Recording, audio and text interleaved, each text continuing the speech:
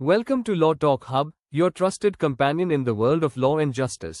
यहाँ हम सरल भाषा में समझाते हैं कानून की किताबें, ऐतिहासिक फैसले और संविधान की गहराइयाँ. Stay tuned for deep insights, real cases, and courtroom brilliance. Let's begin today's legal journey.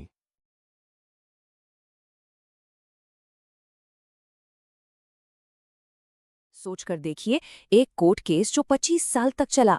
चलिए आज एक ऐसे ही मामले की बात करते हैं जिसका अंजाम आखिरकार सुप्रीम कोर्ट की एक बहुत ही गंभीर चेतावनी के साथ हुआ.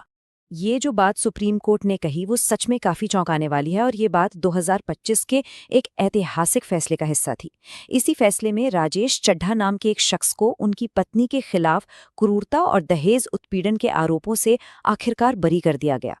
तो सवाल ये उठता है कि आखिर कोर्ट ने इतनी सख्त चेतावनी दी क्यों? इसके पीछे की वजह को समझने के लिए हमें सबसे पहले उस फाइनल वर्डिक्ट को देखना होगा जिसने इस दशकों पुरानी कानूनी लड़ाई पर पूर्ण विराम लगाया. 25 साल के बाद सुप्रीम कोर्ट ने पति को सारे चार्जेस से बरी कर दिया. जो 3 निचली अदालतें थीं उनके फैसलों को पलट दिया गया. कोर्ट ने साफ कहा कि उनके खिलाफ केस टिक ही नहीं सकता था. लेकिन बात यहाँ खत्म नहीं हुई. फैसले में एक और गंभीर मुद्दे पर भी रोशनी डाली गई, एक ऐसा ट्रेंड जो कोर्ट ने देखा था. कोर्ट ने इस बात पर भी अफसोस जताया कि शादीशुदा झगड़ों में अक्सर पति के पूरे परिवार, हर रिश्तेदार को केस में जोड़ने का एक चलन सा बन गया है. और कोर्ट ने कहा कि जब ऐसा होता है तो असल शिकायत इतनी सच्ची है, इस पर ही एक बड़ा सवाल खड़ा हो जाता है. तो आखिर इस मामले की शुरुआत हुई कैसे थी? चलिए अब इस पूरे मामले की शुरुआत को समझते हैं. इसके लिए हमें वक्त में थोड़ा पीछे जाना पड़ेगा, 1990s के दौर में. तो इस कपल की शादी हुई थी 1997 में. फिर लगभग 2 साल बाद दिसंबर 1999 में पत्नी माला चड्ढा ने अपने पति और उनके परिवार के खिलाफ एक के बाद एक काफी गंभीर आरोप लगाए. इन आरोपों में एक खास मांग का जिक्र था, 2 लाख रुपए की. और सिर्फ इतना ही नहीं, ये भी कहा गया कि जब उनका परिवार ये पैसे नहीं दे पाया तो उनके अपने पिता के सामने उनके साथ मारपीट की गई, लात और घूंसों से.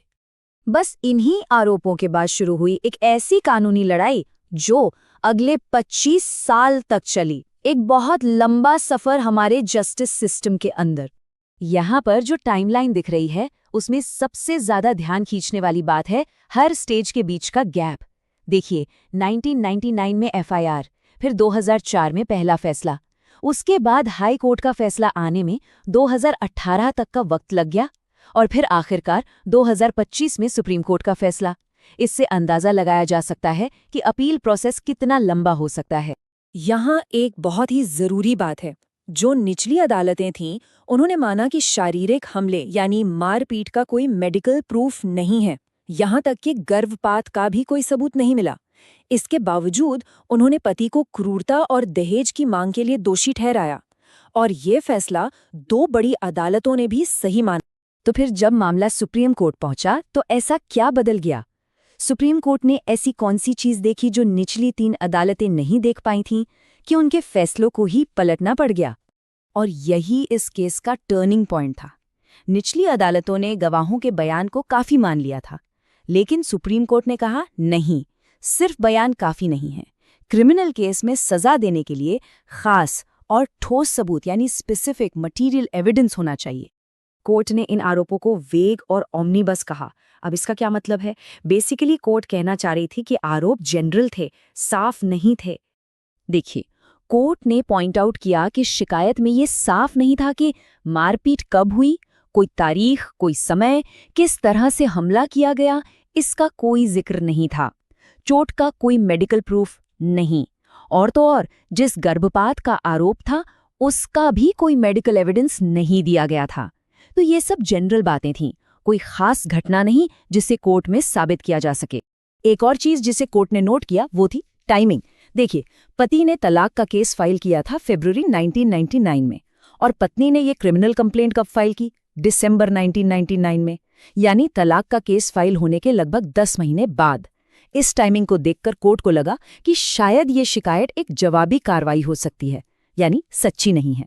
तो इस केस का फैसला तो हो गया, लेकिन इसके बाद सुप्रीम कोर्ट ने एक कदम आगे बढ़ाया. उन्होंने इस एक केस से हटकर इस कानून के आम इस्तेमाल और उसके असर पर बात की. ये जो कानून है धारा 498A, इसे समझना जरूरी है। इसे बनाया गया था एक मकसद से, उन महिलाओं को बचाने के लिए जो अपने पति या ससुराल वालों की क्रूरता का शिकार होती है। ये क्रूरता शारीरिक भी हो सकती है और मानसिक भी, खासकर जब दहेज जैसी मांगों के लिए उन्हें परेशान किया जाता है। तो ये एक सुरक्षा कवच की तरह है। लेकिन सुप्रीम कोर्ट ने चेतावनी दी कि इसी सुरक्षा कवच का अब गलत इस्तेमाल हो रहा है। इसे एक हथियार की तरह इस्तेमाल किया जा रहा है, खासकर जब शादीशुदा झगड़े होते हैं तो पूरे के पूरे परिवार को झूठे केस में फंसाने का ट्रेंड बढ़ गया है। इस फैसले में कानूनी सिस्टम के लिए एक बहुत बड़ा सबक है। जब आरोप खास नहीं होते तो वो प्रोसिक्यूशन के केस को ही कमजोर कर देते हैं और इससे शिकायत पर गंभीर संदेह पैदा होता है। इसका नतीजा ये होता है कि जो सच में पीड़ित हैं उनके केस भी कमजोर पड़ जाते हैं और बेगुनाह लोगों को बेवजह परेशानी झेलनी पड़ती है। तो आखिर में ये फैसला हमें एक बहुत ही मुश्किल और ज़रूरी सवाल के साथ छोड़ जाता है। हमारा न्याय सिस्टम एक तरफ पीड़ितों की सुरक्षा और दूसरी तरफ इस कानून के गलत इस्तेमाल को रोकने के बीच संतुलन कैसे बना सकता है? ये एक ऐसी चुनौती है जो बहुत ही व्यक्तिगत और भावनात्मक झगड़ों में इंसाफ दिलाने के रास्ते में खड़ी है। Thank you for your valuable time and for being a part of Law Talk Hub.